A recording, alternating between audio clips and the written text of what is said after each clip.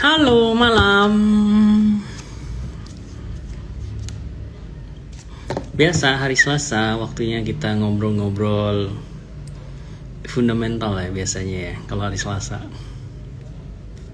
Membahas sedikit cerita-cerita story di balik sebuah saham. Apa sih perkembangan secara fundamental yang membuat saham ini balik arah gitu kan, biasanya turning dari bawah ke atas. Malam Lanvenia. Malam kau bahas Maha dong. Wah Maha nih ya. Pelan-pelan secara teknikal kemarin sudah sempat kritikal ya. Maha udah di area 220 sampai 240 sih, itu sebenarnya kan area buy yang which is sempat ada support lah di sebelumnya.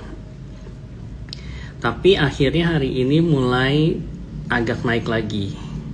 Volumenya sih mungkin oke. Secara fundamental Maha sendiri sekarang balik lagi ya, harga batubara kan memang ngaruh nggak ngaruh, tapi untuk dia punya customer, kliennya Maha ini kan banyak project di Bayan, terus ada part of Indica juga gitu kan, mostly di Bayan. Nah kalau harga batubara mulai naik, dia customernya tentu diuntungkan. Terus musim lagi bagus, lagi kering, jadi nggak ada kendala di lapangan, nggak basah, jadi keruknya bisa volume lebih banyak. Dari sisi volumenya sih itu baru impact tuh untuk misalnya kayak kontraktor-kontraktor seperti ini gitu. Cuman kalau untuk harga mungkin ya udah kontrak ya biasanya ya. Ya mulai agak rebound dari support sih harusnya.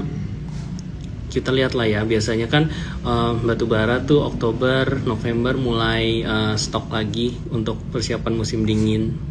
Jadi kalau volumenya meningkat, dia bisa agak membaik tuh.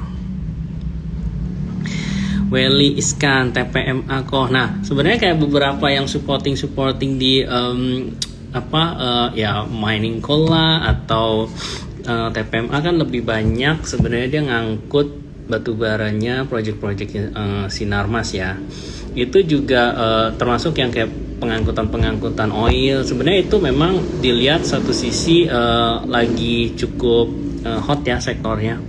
Valuasinya murah. Jadi secara chart technical semua bagus. Mungkin teman-teman bisa lihat technical analysisnya kan, pakai stock analysis yang ada di aplikasi Trima, bisa dilihat support resistennya gitu. Kalau secara kita kan punya Maha, TPMA yang sejenis ya, terus ke oilnya Wins, Leat, bahkan yang agak lagging, yang agak second liner pun bergerak. Nah sektor itu memang sekarang lagi dilihat cukup oke. Fundamentalnya ya kalau misalnya orang berpikir kayak I think 70-80% revenue-nya TPMA itu datang dari Sinarmas Group ya, I think ya. Ini jadi kayak ada yang bilang mungkin risky dari situ, terus bargaining power-nya mungkin lebih banyak di Sinarmasnya gitu kan. Tapi sekali lagi di satu sisi positifnya kan itu mensecure dia punya revenue kontrak gitu kan, karena ya lu udah ada customernya gitu. Kalau kita lihat resist 670 ya ini karena memang lagi di posisi tertingginya dengan volume yang juga meningkat ya, rata-rata naik melonjak si TPMA. Jadi next resistnya 725, supportnya 630, itu yang perlu diperhatikan. Kalau misalnya ke 1000 ya mungkin kita harus lihat ya environmentnya, harga call-nya masih oke nggak. Entry besok kalau nanya gue typically kalau dia nggak break 670 kan kemungkinan juga risk and rewardnya kan gue sih mending agak nunggu agak retrace kalau gue tipenya gitu ya. Jadi di sampai 630-an itu.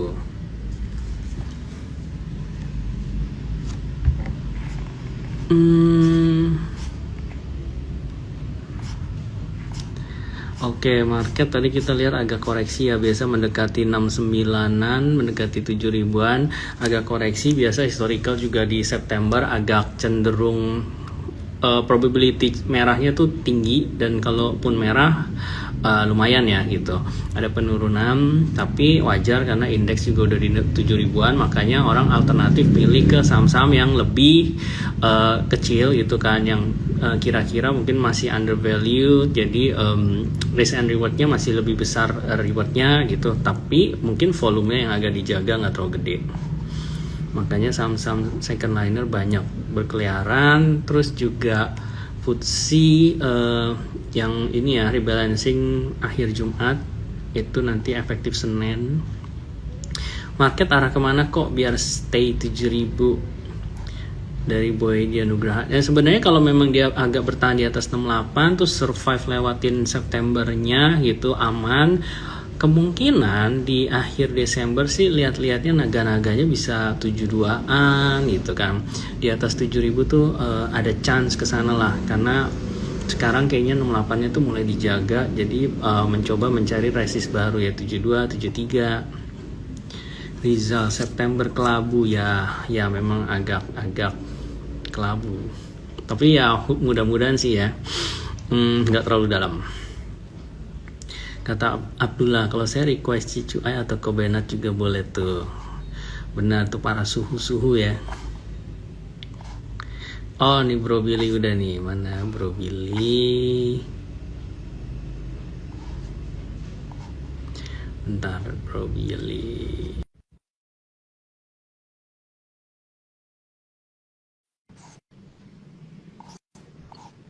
Benix Bevit. Inovatif nih, memang inovatif. Halo Bill. Nah Bill, ada ya, kita kan kalau misalnya lihat harga oil, memang harga oil masih bertahan di atas nih. Kalau terakhir mungkin kita ngomong kayak 80, 81, sekarang sempat 87, kemarin sempat 90 ya. Medco nih ternyata baru bergerak. Padahal mungkin kalau prediksi beberapa analis kan 1500, 1700 itu dulu. Waktu misalnya dia sempat pullback lagi ke 800. Baru kejadian sekarang.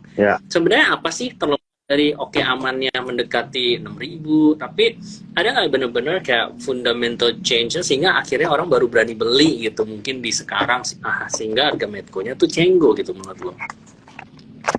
Oke. Pertama soal Medco, menurut gua tetap sebagai katalis nomor 1 ya Jok ya. Itu kan gini, pas kemarin Medco yang naik awal-awal tahun ini, itu kan karena orang pikir amannya mau IPO nih gitu kan, terus orang udah tahu market cap-nya aman waktu itu kira-kira bakal berapa, orang udah ngitung-ngitung, oh berarti Medco murah nih gitu kan. Nah cuma kan itu kalau nggak salah IPO aman, sempat ada delay dikit kan ya Jok ya, akhirnya mundur. Nah begitu IPO kejadian, amannya naik nih pelan-pelan kayak gitu. Nah tapi orang pikir udahlah ya emang kenapa kalau dia punya saham di aman kayak gitu kan. Nah tapi lama-kelamaan amannya naiknya sampai bener-bener udah beyond lah gitu. Lu kayaknya nggak pernah lihat barang yang hampir tiap hari hijau gitu ya, setiap hari nggak kelar-kelar gitu. Gue terakhir lihat saham yang hampir setiap hari hijau itu mungkin dulu TMPI Jok, zaman 2006 gitu. Wah itu luar biasa.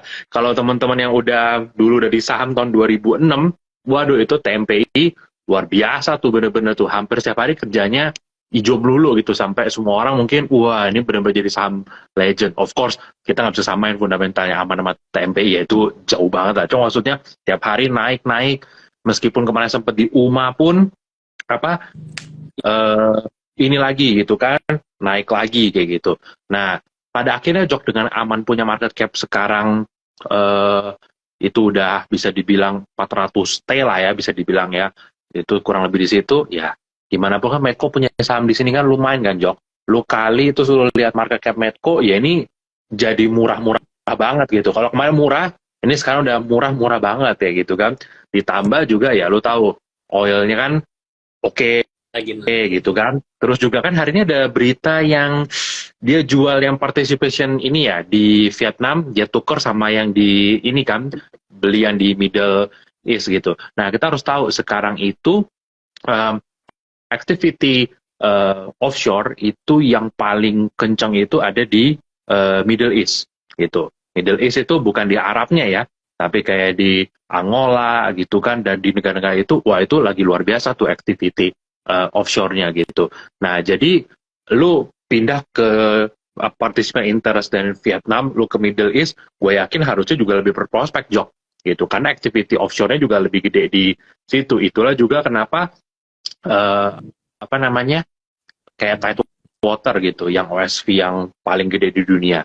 Sekarang kan dia activity yang paling kenceng dia bilang di Middle East, Jok, gitu loh. Jadi di Middle East, di Amerika itu juga lagi kenceng gitu. Tapi terutama yang jadi highlight semua emiten offshore ya kan, activity itu paling kenceng sekarang di Middle East gitu, Jok. Nah jadi menurut gua ini combination lah menurut gua amannya udah tinggi banget gitu kan. Kalau kemarin kan aman mungkin pas 3.000 orang pikir ya market cap-nya mungkin baru hampir 200 T gitu kan.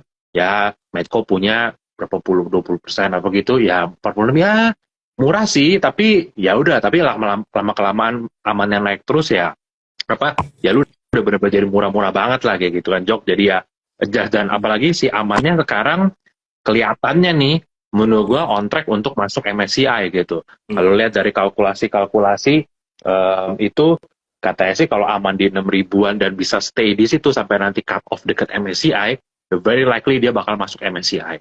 Nah, dan yang dimasuki udah pasti bukan MSCI yang small, apalagi yang mikro gitu kan, Jok. Ini pasti sekali masuk langsung MSCI yang large cap kayak gitu kan.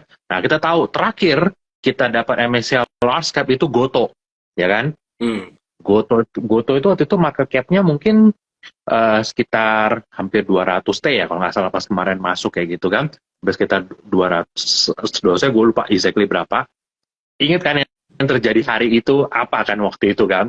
Langsung tutup naik ke atas arah kan di pre-close kan, dan waktu itu inflow-nya kurang lebih sekitar 5 T ya kalau nggak salah gitu kan. Nah, itu bisa dibilang barang yang lumayan gitu loh ada di market. Nah, aman ini kan IPO kecil banget, Jok. Cuma 8,8% pada saat IPO kayak gitu kan.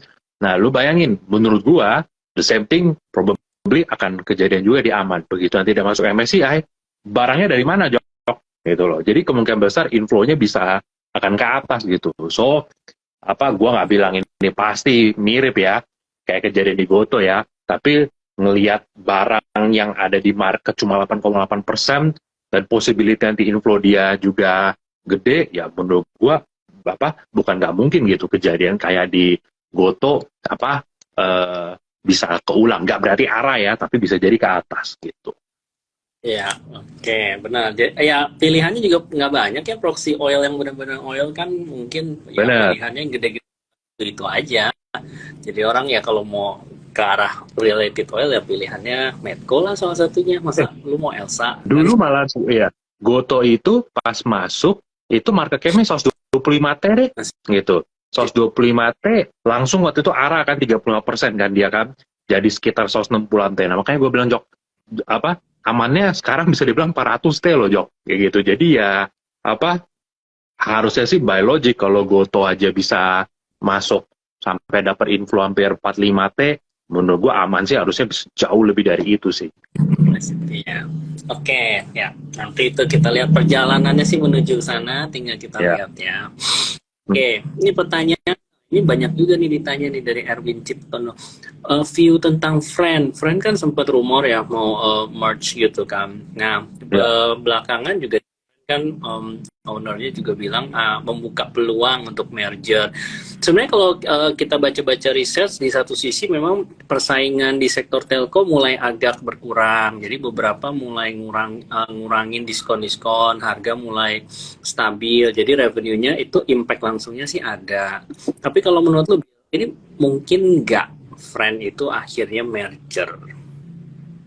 Ya, kalau lihat sebenarnya kemarin baca artikel kalau nggak salah kemarin ya 2 hari lalu itu dari Menkominfo kayaknya ada bilang ya dari perwakilan udah ketemu nih ke Menkominfo kayak gitu. Nah menurut gua ini berarti mungkin udah masuk stage Mungkin ya, ini balik lagi, ini baru tebakan, belum tentu benar. Tapi kemungkinan besar mungkin. Biasa kalau dua company mau merger gitu, Jok, udah sampai ketemu sama, bisa dibilang bukan cuma ketemu antar company nih, udah ketemu sampai ke bagian pemerintahan, biasanya itu lebih serius lah, Jok, gitu kan. Ya ibaratnya lu kayak ketemu, apa bahasanya ya, mungkin kalau eh, orang mau nikah gitu, lu udah ke gereja gitu, Jok. Ibaratnya lembaga akan melegalkan kalau lu nanti itu merger gitu kan. Udah mungkin tanya-tanya atau apa kayak gitu kan. Oh ini kayak gini-gini, kurang lebih kayak gimana. Nah, next step apa? Kemungkinan besar mereka kalau mungkin udah nanya, mungkin nanti akan ada NDA, Jok, antar dua company, ya kan, untuk exchange data, lihat benar-benar kayak gimana aset atau apa segala macam itu akan dilihat. Nah, kita nggak bisa spekulasi stage 2 company-nya ada di mana. Tapi kan kemarin statement dari Menkominfo, mereka udah ketemu Menkominfo, dan pada dasarnya di artikelnya tulisannya bahkan kayak Menkominfo bersedia kayak menjadi mak comblangnya, kayak gitu kan, Jok. Nah, jadi menurut gua possible aja. Apa, ini stage-nya udah underway, tapi balik lagi, main corporate action itu nggak gampang gitu ya. Kelihatan kayak, wah ini kalau merger jadi naik nih harga sahamnya, kayak gitu kan. Nah, tapi nggak segampang itu. Teman-teman mungkin udah banyak yang belajar harusnya dari apa perjalanan panin-paninan lah, ya kan, setahunan terakhir gitu kan. Yang katanya udah pasti ya kan, sampai ada berita apa di mana ya, di media apa, Pak Mukmin sudah mulai pamit lah dari kantor apa segala macam waktu itu kan, gitu apa segala macam. Ujung-ujungnya apa? Ya sekarang harga sahamnya di 775 turun sampai di bawah 300 gitu kan. Nah, jadi maksud gua main corporate action apalagi yang kayak acquisition, merger atau apa tuh benar-benar ya mungkin lo harus punya teman orang sekitar company kali, Jok, untuk bisa lebih apa tahu gitu. Kalau nunggu berita muncul di apa ini media mah udah telat kayak gitu kan, tiba-tiba juga apa Sumitomo bilang kayaknya pullback dulu deh, nggak jadi gitu kan, tiba-tiba turun, dan itu pun kejadian harganya udah di bawah kan. Nah, jadi untuk soal friend nama Excel ini possibility-nya menurut gua tinggi, Jok, menurut gua ya, karena balik lagi yang tadi lu bilang, persaingan telco itu apa, memang industrinya harus disehatin lah kayak gitu kan. Nah, ini kan kita lihat kan kayak Hutchinson gitu kan, dia udah, terus Indosat udah, Telkom udah, ya menurut gua make sense aja, Jok, Excel gabung sama Friend gitu, jadi juga lebih healthy, karena dunia telco itu dari dulu yang selalu analis perhatiin itu lebih karena mereka tuh perang harga apa enggak gitu menurut gua ya. Jadi kalau tanya gua 1 sampai 10 possibility kejadiannya sekarang, mungkin menurut gua kasih 70-80% bisa lah kejadian, Jok, gitu menurut gua ya. Ini lebih possible sekarang dibanding mungkin yang pas rumor yang 2 tahun lalu kan ya. 2 tahun lalu kan sempat ada rame-rame juga katanya bisa jadi merger. Tapi again, kalau mau trading kayak gini kita nggak bisa apa kepastian gitu, kecuali teman-teman benar-benar orang dalamnya ya mungkin yang lebih tahu gitu. Tapi kalau kita yang di luar, menurut gua tetap apa tradingin apa patokannya ya pakai teknikal aja ya dulu gitu sementara. Ya, lumayan lah 70-80%. Mungkin kalau mau lihat fundanya, lihat perkembangan data center dan lain-lainnya kali ya, itu lebih impact mungkin langsung. Ya. Oke, Novi, Imas, wah ini kayaknya saham jagoan ya. Cuman kayaknya otomotif tuh lagi agak-agak slow-slow dulu nih sektornya nih, belum ada yang benar-benar outstanding ya. Kayak semua masih agak di range konsol lah kalau kayak otomotif ya, belum ada berita. Walaupun harga apa jumlah otomotif yang bulan lalu tuh naik sih, agak naik month on month-nya. Oke, Bert, apakah saat ini kesempatan serok? Nah, ini juga sama nih, Bert, kalau misalnya kita lihat dia udah cukup bottom ya, di 1850-an sama 1900 tuh udah lumayan bottom. Paling dia main di ranging sampai resist 21-22. Jadi sebenarnya kalau recent reward-nya tuh masih oke, karena dia di bottom. Cuman memang sektornya lagi agak ngadem dulu, ngasok dulu. Kalau Wins ya oke lah ya, Wins udah tau lah teman-teman, Billy udah sering jelasin, yang kalau yang masih punya mungkin bisa hold aja dulu gitu ya. Mutu, apakah masih uptrend? Nah, Mutu nih menarik nih, 180 bisa jadi resist, bisa jadi support sebenarnya. Sekarang posisi masih jadi ya di perbatasan sih kalau 180 ya. Kalau masih boleh hold nggak? Ceritanya kan masih ya, tentang ya proyeknya carbon trading dan lain-lain itu masih kan the future development-nya dia masih oke. Cuman kalau untuk target jangka pendek nih ya kita cekidot diterima. Nah, langsung aja teman-teman bisa pakai nih stok analisisnya yang ada di aplikasi Terima. Yang belum coba Terima Plus boleh tuh bisa lihat di Play Store ya. Itu ada juga. Teman-teman bisa langsung cobain dulu. Supportnya berapa? Supportnya udah deket nih 175, resistnya masih 200. Jadi support and resistnya masih mendekati yang mau spek boleh 175-an. Ini pas Oke. sebelum lupa nih Jok. Ini Hmm. tadi kan nanya friend. Ya gue sih apa kalau friend nggak begitu apa ngikutin lah lately gitu ya apa. Tapi tadi ada acara hari ini ya, berarti tanggal 12 September itu Menkominfo ditanya nih sama wartawan gitu kan. Dijawab Oke. sama Menkominfo, saya pikir mergernya Smartfren dan Excel akan lebih positif buat industri. Kualitas layanan lebih bagus, harga lebih kompetitif, pokoknya semua lebih positif, dia bilang. Secara policy pemerintah dukung, kita bicara juga ke sana, Smartfren kita terus upayakan. Soal itunya B2B kita polisinya aja. Nah, jadi kalau dari apa apa Budi menghimbau Excel dan Smartfren untuk konsolidasi lebih produktif dan efektif demi pelayanan masyarakat kayak begitu.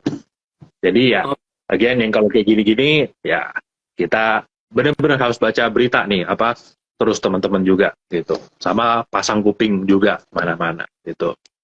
Ini nih pertanyaan to the point. Excel sama Friend kalau merger yang diuntungkan yang mana? Mungkin size-nya sekarang lebih gede Excel, yang lebih kecil kan secara user tuh jumlah pelanggannya tuh Friend lebih kecil. Kalau digabung memang jadi gede, mungkin bisa setara ISAT yang lain-lain kompetitornya. Tapi yang benar-benar diuntungkan mana, Bill? Secara mungkin benar dampak ke perusahaannya ya, Excel-nya apa Friend-nya?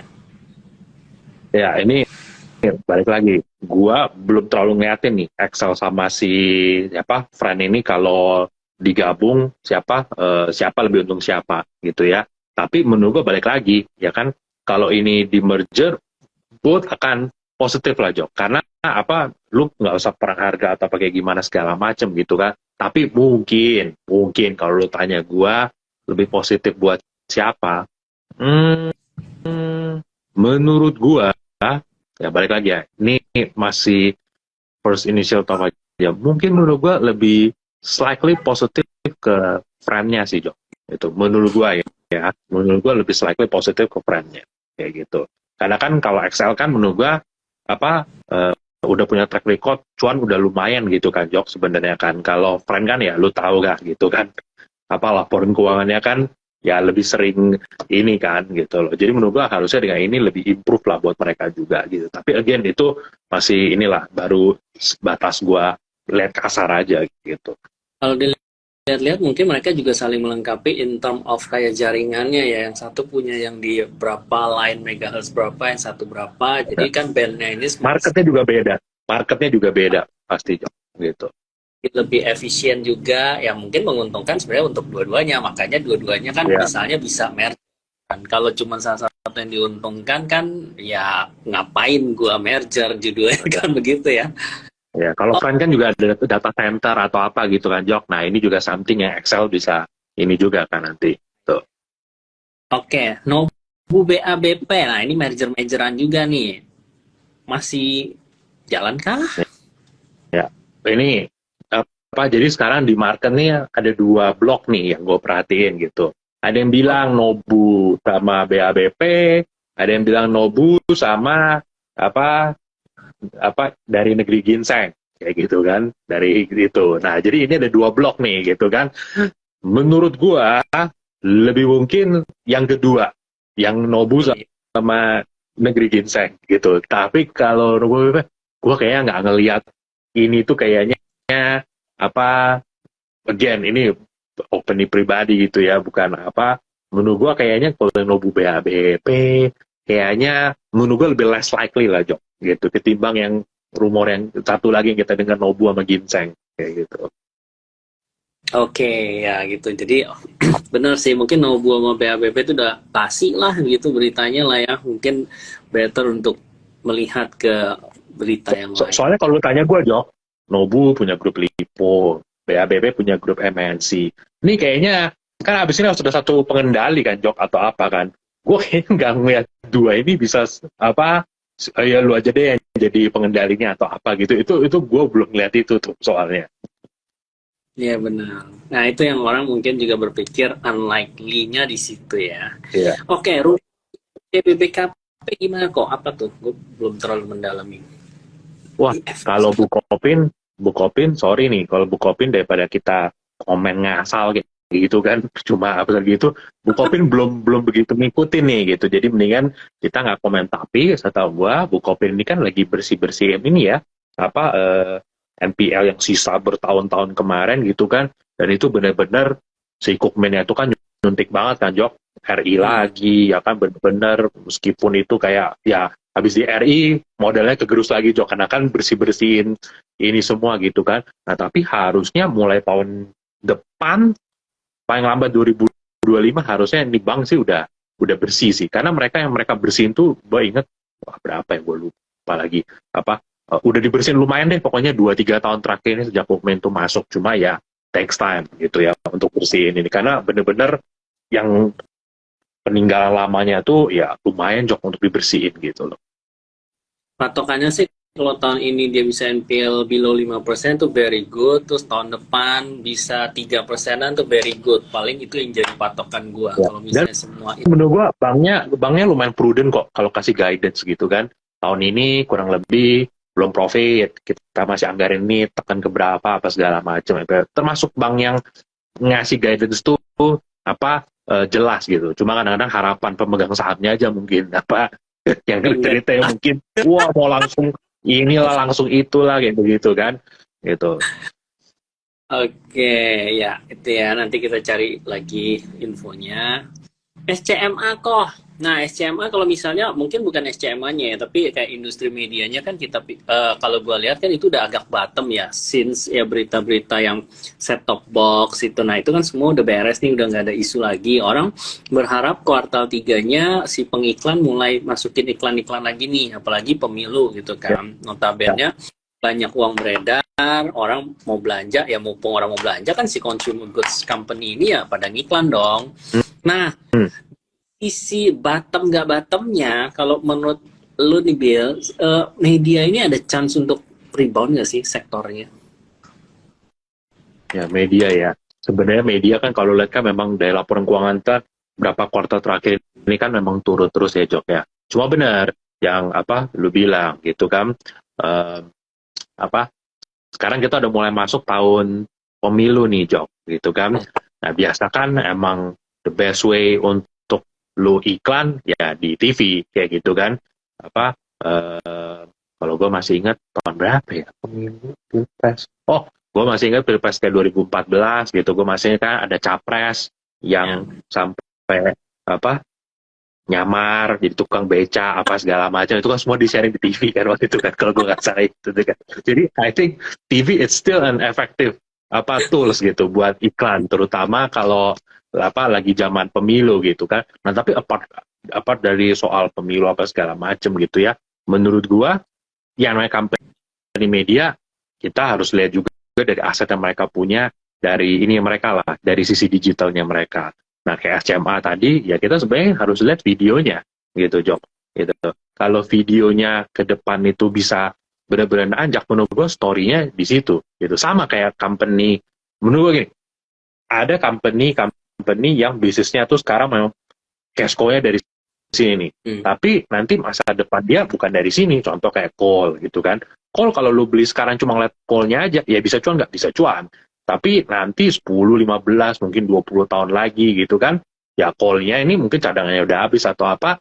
Lu harus lihat kan transisi ke green energy-nya apa, seperti apa. Nah sama, company media juga kayak gitu. Apa, gue bukan bilang orang ke depan akan gak nonton TV lagi ya, tapi ya kecenderungan yang gue perhatiin sih seperti itu.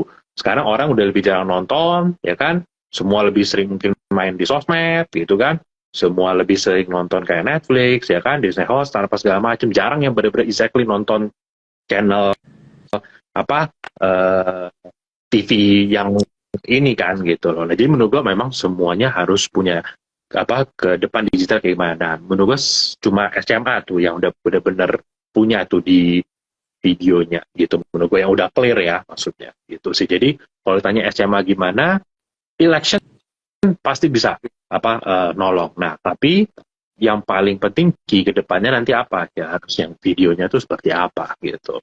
Ya, jadi masih ada variabel lain yang harus diperhatiin tuh Benar. untuk bilang industrinya, company-nya turn around ya. Ya.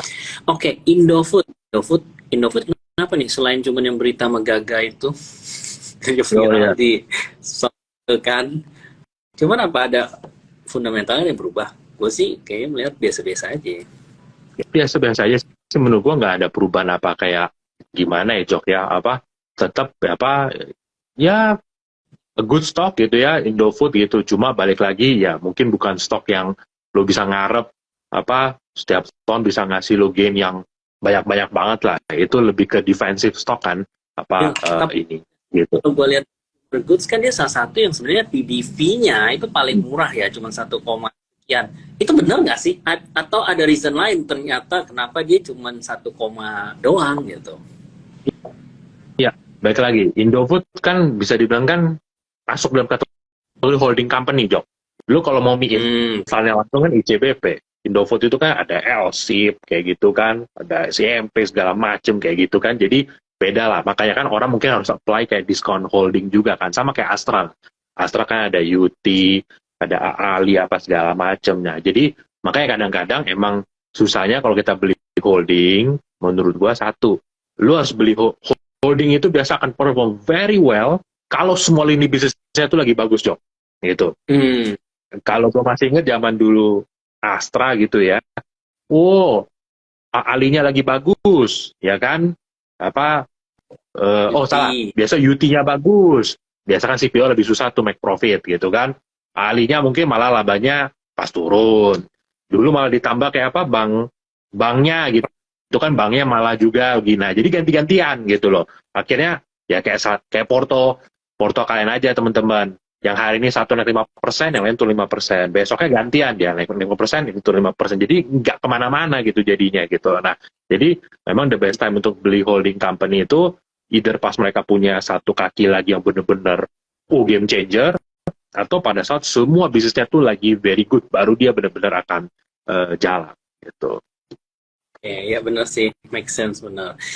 Konstruksi ini kan lebih karena yang rencana pemerintah ya Pak, untuk penanaman modal itu kan dinaikin anggarannya untuk tahun depan. Jadi ada beberapa yang utama karya, Wika gitu ya, terus kita tuh dapat lagi tambahan modal. Jadi itu yang bikin agak bergairah lah.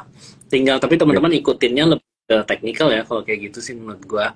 Karena soalnya tetap aja gede gitu kan proyek-proyeknya ya biasanya kan ya sama lah, itu belum ada yang berubah dari sisi itunya ya. Iya, karena yang dapat PMN itu kan paling gede Hutama Karya 18,6 T, ya kan? Terus Bahana Pembinaan Usaha 3,5 T sama Wika 6 T gitu. Jadi ya begitulah ya. So technical aja sih kalau menurut kita lah ya. Oilnya udah 89 loh, Jok. Crude oil udah 89 loh. Crude oil iya naik ya.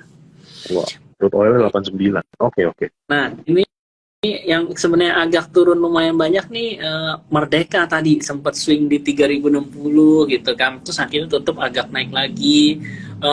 Memang harga nikelnya sih memang agak mendekati 2000, dia main di situ kan. Agak rendah gitu. Cuman menurut lu gimana ya kalau serok-serok di spek-spek di nikel gitu, ada katalis positifnya nggak sih untuk nikel price sendiri dalam beberapa waktu dekat naik gitu, atau memang masih pelemahan ekonomi China gitu? Ya, sebenarnya balik lagi, gerakan saham per hari kadang-kadang nggak ada penyebabnya gitu, Jok. Tiba-tiba ada fund kena redemption harus jual gitu kan, ya lu mau nyari berita nikel, kopra, apapun nggak ada hubungan gitu kan, turun-turun aja gitu kan. Nah tapi memang harga nikel ini kan sebenarnya kan mondar-mandir sini-sini aja kan, 19, 20, 21 gitu kan. Malam ini sih 19 berapa nih? 19.959, jadi slightly di bawah 20.000. Kopernya juga sebenarnya not bad gitu ya, masih 3,8 ini per ini apa. Nah, jadi sebenarnya kalau lu tanya gue nih, ini again apa nggak mau sok paling pintar gitu ya. Ini tapi cuma nebak aja. Menurut gue ini karena mungkin ada yang rebalance juga nih, Jok. Rebalance dalam artinya gini, lu lihat MBMA-nya lately naik kan, gitu kan. Nah, jadi orang mungkin yang sudah punya Merdeka pikir, oh gue beli MBMA aja deh gitu. Nah, ini beda nih, sama kayak mungkin teman-teman manage portfolio sendiri. Kalau mungkin lu sendiri, kan lu hajar semuanya tuh. Udah punya Merdeka, lu hajar MBMA-nya juga gitu kan. Nah, tapi mungkin, balik lagi mungkin ya, kita nggak pernah ngomong pasti ya, karena MDK-nya udah punya, tapi MBMA ini denger-denger mau ada apa nih, mungkin udah mau ada deal atau apa kayak gitu kan. Oke, dia beli MBMA. Nah, lu kan kalau punya ini dua digabung, Jok, jadi kayak double weighting kan. Nah, jadi lu beli sini, lu kurangin yang di sini. Tapi again, itu masih very spekulatif tesis lah menurut gua. Gua nggak bisa bilang itu pasti gitu. Karena apa ya, kita jangan sotoy lah gitu. Kita kan nggak tahu yang jual siapa, yang beli MBMA siapa gitu kan. Jadi ya cuma bisa pakai pola pikir itu aja gitu. Itu sama kayak misalnya lu yakin sektor mie bakal bagus, ya lu beli CBP-nya. Kalau udah punya Indofood gimana? Ya lu kurangi Indofood-nya, mungkin lu beli CBP aja sekaligus gitu kan. Nah, kayak begitu. Ya benar, itu lebih ke strategi yang mungkin diterapkan gitu ya. Ya. Oke, kalau consumer, jadi tadi ada view tentang consumer lagi nggak, Bill? Mungkin ya ini pemilu akhirnya bergairah lagi nggak nih sektor consumer? Consumer ya. Oke, gue selalu bilang pokoknya consumer sebenarnya paling aman kalau lu fokus ke yang middle to high kan, Jok. Itu selalu pesan yang kita selalu bilang gitu kan. That's why dari dulu kita kayak sukanya Mapa atau apa segala macam yang benar-benar middle to high. Nah, tapi biasanya pada saat pemilu, nah biasanya kan yang middle to low itu yang perform tuh.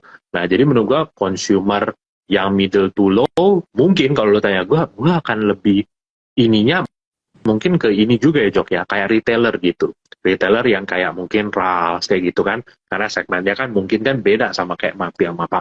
Mungkin itu yang bisa lebih perform. Tapi again, don't expect kayak ini tipe barang yang bisa ngasih gain lu tuh kayak 50% setahun kayak gitu kan, atau ini 100% atau gimana, ya belum tentu akan seperti itu gitu.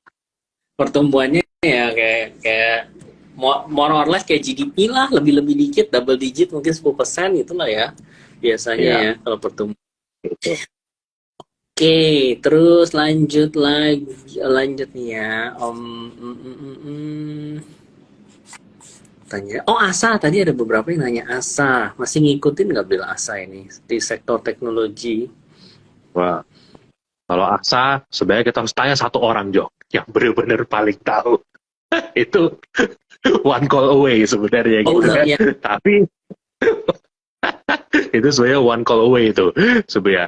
Tapi ya balik lagi terakhir gue teleponan sih katanya sih pokoknya di harga-harga segini sih oke gitu. Cuma ya again hari ini ya pasti shock juga nih digebuk sama hammernya Thor kayak begini ya 10%. Iya ya, volumenya juga lumayan gede lagi gitu ya sebenarnya ya. Tapi menurut gue Asa is basically a good company lah, Jok. Lu kalau di bawah 1.000 sih harusnya nggak masalah ya untuk beli. Karena nanti ke depannya harusnya bisnisnya nggak akan cuma antar aja. Itu aja sih paling clue yang bisa kita kasih gitu. Oke, ya, karena yang model-model tipikal ini swingnya lebar, teman-teman ya kalau mau entry juga multiple entry lah gitu ya, diatur-atur pelurunya, jangan sekali masuk langsung all in gitu ya. Oke, tadi mungkin satu pertanyaan terakhir kita lihat ya, ini random nih. Oh, lagi minum kopi apa teh? Gue lagi minum jus apel lebih tepatnya pertanyaannya.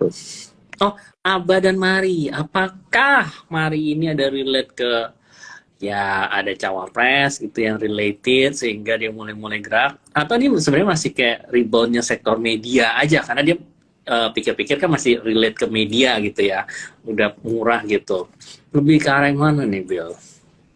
Ya, sebenarnya kayak mari naik apa segala macam. Memang ini stok yang erat kaitannya sama orang selalu bilang, oh ini ntar kalau cawapres apa segala macam kayak gimana. Again, kita nggak bisa berspekulasi apa-apa. Tapi one thing yang interesting menurut gua adalah teman-teman ngikutin nggak batas pendaftaran capres cawapres itu dimajuin dari yang Hmm, harusnya pertengahan Oktober sampai pertengahan November dimajuin jadi tanggal 10 Oktober sampai 16 Oktober. Berarti satu bulan. bulan dari sekarang, ini hari ini tanggal 12 nih, dalam waktu 1 bulan 4 hari dari sekarang, kita sudah bakal tahu siapa aja pasangan capres, cawapres yang maju gitu. Jadi dari harusnya mungkin ada pasangan yang last minute daftar mungkin harusnya mid November gitu ya Jok ya kan? Nah ini jadi mid Oktober, which is berarti udah tinggal bulan depan. Nah otomatis kan apa konstelasi politiknya kan jadi lebih apa harus lebih cepat gitu Jok. Yang harusnya mungkin ya kita lihat lah elektabilitasnya dulu 2 bulan ke depan gitu kan dibawa kemana-mana dulu lihat dulu. Nah sekarang lu harus bikin decision yang cepat. Dan masalahnya kan lu nggak bisa sendiri, lu kan harus koalisi gitu kan. Apalagi kita tahu kan 2 minggu terakhir kan ada drama yang lumayan gitu kan, ya kan harusnya sini tiba-tiba set apa ke tempat yang lain kayak gitu kan. Nah jadi sebenarnya sekarang kan yang belum punya wakil nih tinggal Pak Prabowo sama Pak Ganjar Ganjar. gitu kan. Nah jadi orang berspekulasi nih di sini apalagi rame di berita media gitu, gitu kan kemarin dari Partai Gerindra udah bilang apa ya akan dibahas lah apa minggu-minggu ini gitu kan. Nah dan dua nama yang paling mengerucutkan ya kita inilah ada anak Pak Jokowi sama Pak Erick Thohir gitu kan. Ya, nah jadi ya mungkin baik lagi orang berspekulasi oh siapa tahu kalau apa ini menang akan ini gitu. Jadi benar, memang kalau lu tanya gue mungkin ada hubungannya sama yang namanya uh, sentimen apa politik. Tapi ya teman-teman tahu kita nggak bisa komen jauh lebih jauh soal itu ya karena teman-teman yang tahu kan pemilik Trimegah siapa gitu. Jadi kita nggak bisa komen seperti itu gitu. Nanti kita terlalu bias kayak gitu loh. Nah, Bung Bill tuh ke pertanyaannya nih Leoni. Om Billy ada saham Trim nggak di Porto? Dari kan nyinggung-nyinggung Trim. Oh Udah ya, ada lah. Kalau itu adalah itu kan you have to believe in your own company gitu kan. Masa enggak gitu loh. terjawab. Kalau enggak what's the point? Kayak Ya, gitu. memang pertanyaannya. Oke, karena sudah jam 9 lewat ya teman-teman. Ya, Bro Billy juga ada tugas lanjutan ya. Seperti. Gitu. Oke, kalau gitu, thank you banget Bro Billy, thank you Yo, teman-teman semua. Kita siap. lagi Market Talk dengan teman-teman yang lain. Ya. Glenn mungkin besok ya. Oke, Bye. thank you Jok, thank you teman-teman semua. Bye.